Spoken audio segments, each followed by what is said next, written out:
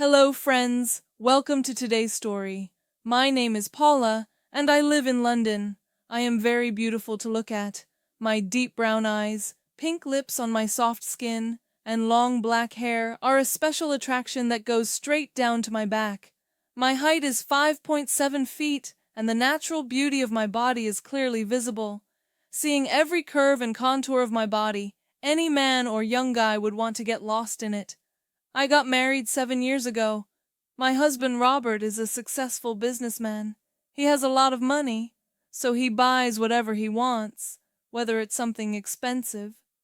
He is always out and doesn't spend much time at home, so I also live a free and enjoyable life.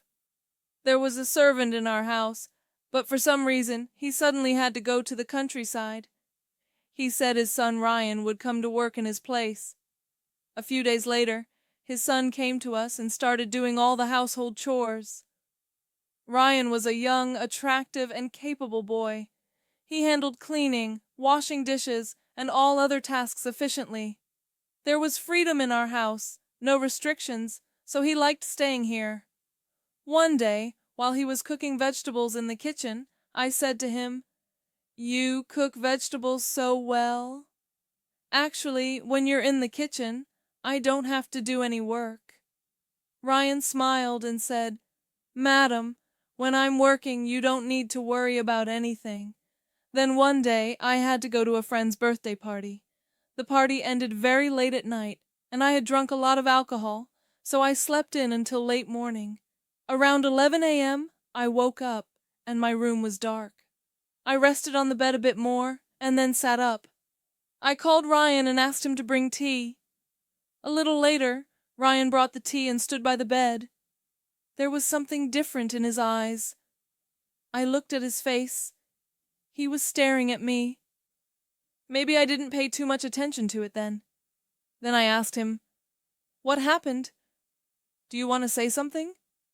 He replied, "No, madam, nothing." Then I said to him, "So, what are you doing here?" Then he left. After he left, I felt a bit guilty. I thought I shouldn't have behaved like that with him. A little later, I called him and asked him to clean my room. He came back immediately and started cleaning my room with the supplies. I was just lying on the bed.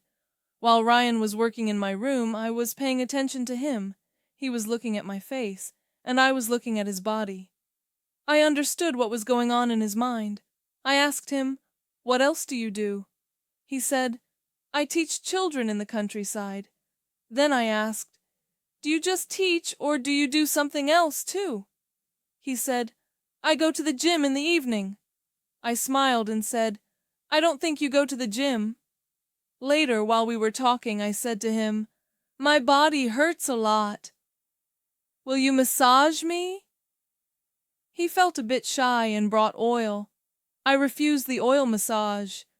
Now Ryan slowly started massaging my feet, and I was thinking that he was paying more attention to the upper part of my feet. His mind was wandering toward my legs. I told him to massage harder. He hesitated and said, "Madam, your feet need rest, so I'm doing a light massage." I laughed and said, "I don't like slow massages." "Do it a bit harder." He started massaging a bit harder. At that time, I really liked his work. Slowly, he started massaging my knees. I said, "Your work is very good." He felt a bit happy and came near my private area and stopped. I said, "Why did you stop?" He started massaging it with his hand. I encouraged him a bit. "This isn't wrong. You're doing a good massage." He felt shy, but then continued with a smile and enthusiasm. As time passed, his hands became more confident. A wonderful feeling came into our minds. An hour passed, and his hands showed me a different world. "Madam, you look very beautiful," he said with a smile. I smiled and said to him, "You're doing very well."